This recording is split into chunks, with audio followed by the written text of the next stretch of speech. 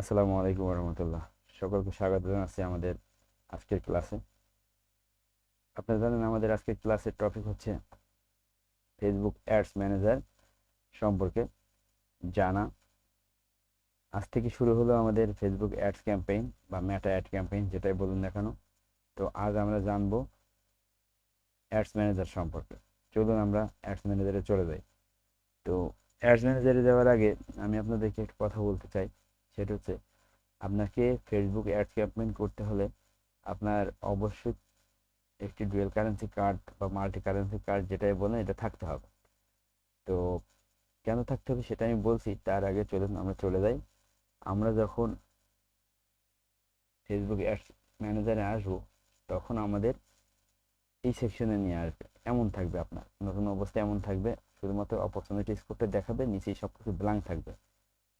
যেহেতু আমার আমার এখানে দেখাচ্ছে, কারণ কি আমি অলরেডি অ্যাড ক্যাম্পেইন করেছি এবং তার স্টিমুলেটেড রেজাল্ট আমাকে এখানে দেখাচ্ছে, এবং কত টাকা খরচ করেছি না করেছি সেগুলো দেখাবে, কিন্তু আপনাদের এখানে ব্ল্যাঙ্ক দেখাবে। এরপরের অপশনটি হচ্ছে ক্যাম্পেইন। যদি আপনি ইতিপূর্বে কোনো ক্যাম্পেইন করে থাকেন, সেই ক্যাম্পেইনগুলো এখানে দেখাবে, না করে থাকলে এখানে ব্ল্যাঙ্ক দেখাবে। আপনাদের এখানে কোনো কিছুই থাকবে না নতুন অবস্থায়। আমি যেহেতু অনেকগুলো অ্যাড পরিচালনা করি, সেই অ্যাডগুলো এখানে দেখাচ্ছে।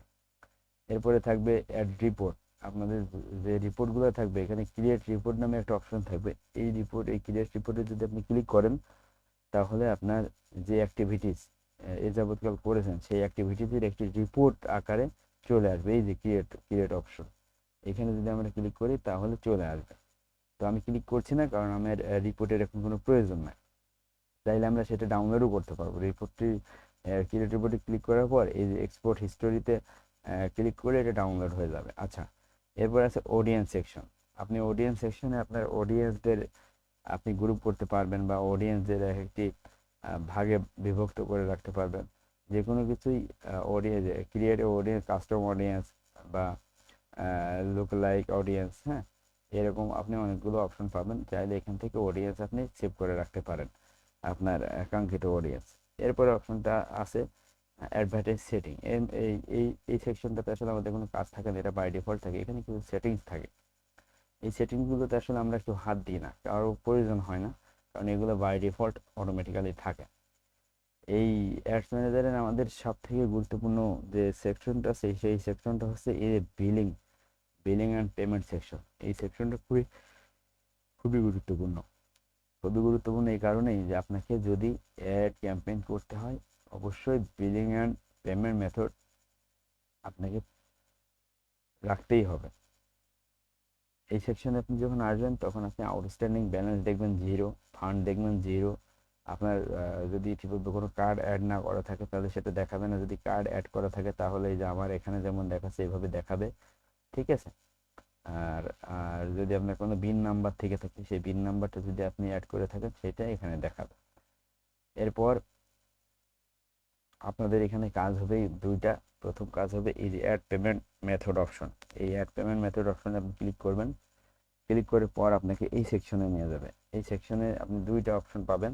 একটি হচ্ছে ডেবিট ক্রেডিট কার্ড, এখানে visa, master card, credit card এর অপশন আছে। আর একটা আছে পেপাল। আমরা যেহেতু বাংলাদেশি এখনও পেপালটা অ্যাভেলেবেল না, সেই ক্ষেত্রে আমাদের জন্য debit credit card, visa card, এটাই আমাদের জন্য পারফেক্ট। তো এটাতে ক্লিক করার পর আমরা চলে যাবো নেক্সটে। নেক্সটে ক্লিক করলে এই অপশন আসবে। এখানে আপনি আপনার নাম দিবেন, যেমন ধরুন আমি আমার নাম মামুন মিয়া দিলাম। এরপর এখানে আপনার কার্ডের উপরে দেখুন, প্রত্যেকটি কার্ডের উপরে নাম্বার থাকে। আপনি এখানে সেই নাম্বারটি দিবেন, হতে পারে সে 1 2 10 12 যা হয় হোক, এটার নাম্বার মনে করুন। এইভাবে নাম্বার দিবেন। দেওয়ার পর এই যে MMYY মানে মান্থ ইয়ার, এই মান্থ ইয়ার এই সেকশনটি আপনি দিবেন। আপনার কার্ডের উপরে দেখবেন একটি এক্সপায়ারি ডেট লেখা আছে, ওই এক্সপায়ারি মান্থ এবং ইয়ার এখানে দিবেন। আর সিভিভি নাম্বার হচ্ছে 3 সংখ্যার একটি সিভিভি নাম্বার, প্রত্যেকটি কার্ডের পেছন সাইডে ব্যাক সাইডে থাকে। সেই নাম্বারটি এখানে দিতে পারেন, হতে পারে 2 3 4, হতে পারে 6 7 1, যেটাই হোক না কেন, যেটা লেখা থাকবে সেটা এখানে দিবেন, দিয়ে সেভ করে দিবেন। তাহলে আপনার পেমেন্ট মেথডটি অ্যাড হয়ে যাবে। আর অ্যাড হওয়ার পর ওটা এখানে দেখাবে। এখন আমাদের আরেকটা দ্বিতীয় কাজ যেটা এখানে, সেটা হচ্ছে বিজনেস ইনফো বা BIN number, business identification number add করা। এর জন্য কি করতে হবে, এর জন্য এই সেকশনে ক্লিক করার পরে আপনাকে যেটা করতে হবে, কান্ট্রি যেই দেশের আপনি সেই দেশ সিলেক্ট করবেন। যেমন আমি বাংলাদেশ সিলেক্ট করেছি। আর কারেন্সি অবশ্যই ডলার রাখবেন, এখানে মাল্টি কারেন্সি থাকে, আপনি এখানে ডলার রাখবেন। এই সেকশনটা যেন ভুল না হয়, এই সেকশনটা অবশ্যই যেন ইউএস ডলার থাকে। আর এই যে আমরা যেমন ঢাকা বাংলাদেশ, তো যেন ঢাকা এশিয়া যেটা এটা সিলেক্ট করবেন। আপনি যদি ডাউন অ্যারোতে ক্লিক করেন প্রচুর টাইম জোন পাবেন। আপনি এখান থেকে ঢাকা এশিয়া যেটা এটা সিলেক্ট করবেন, করার পর আপনি সেভ দিয়ে দেবেন। সেভ দিয়ে দিলে এটা অটোমেটিক্যালি সেভ হয়ে যাবে। তার নিচে এই যে আপনার বিজনেসের নাম, এই বিজনেসের নামটা এখানে দিতে হবে, আপনার অ্যাড্রেস দিতে হবে, যে যে সেকশন আছে এগুলো সব পূরণ করতে হবে। করার পরে এই যে একটা অপশন আছে এখানে আপনার বিন নাম্বার, যে নির্দিষ্ট বিন নাম্বার আপনার আছে সেই বিন নাম্বারটা এখানে যোগ করবে। I am being ads on business proposal, এটাতে ক্লিক করবেন, করে সেভ দিয়ে দিবেন। সেভ দিয়ে দিলে আপনার এইভাবে আমার যেমন সেভ হয়ে আসছে এভাবে সেভ হয়ে যাবে। এই হচ্ছে অ্যাডস ম্যানেজারের পরিচিতি, এবং এটি খুবই গুরুত্বপূর্ণ।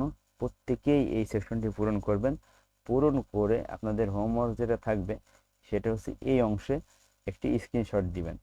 স্ক্রিনশট দিয়ে আমাদের কমেন্ট সেকশনে, ফেসবুক বা ইউটিউবের কমেন্ট সেকশনে কমেন্ট করবেন যে আমরা আপনার ভিডিও দেখে দেখে কাজ করেছি। তাহলে আমরা বুঝবো যে আপনারা কাজ করেছেন। আর যদি কেউ কোনো সমস্যায় পড়েন তাহলে আমাদেরকে মেসেজ করবেন, আমরা ভিডিও কলে থেকে আপনাদেরকে কাজ শিখিয়ে দেবো ইনশাল্লাহ। আমাদের সাথেই থাকুন। আর যদি আমাদের ফেসবুক পেজ এবং ইউটিউব চ্যানেল ফলো এবং সাবস্ক্রাইব করে না থাকেন, দ্রুত সাবস্ক্রাইব এবং ফলো করে দিন, তাহলে আমাদের সমস্ত আপডেট ভিডিও আপনারা সবার আগে পেয়ে যাবেন। মনে রাখবেন প্রতিদিন সকাল 10টার সময় আমাদের ফেসবুক এবং ইউটিউবে একটি করে ভিডিও পাবলিশড হবে। তো দেখা হচ্ছে পরবর্তী ক্লাসে। ততক্ষণ পর্যন্ত সকলে ভালো থাকুন, সুস্থ থাকুন। ধন্যবাদ সবাইকে। আসসালামু আলাইকুম।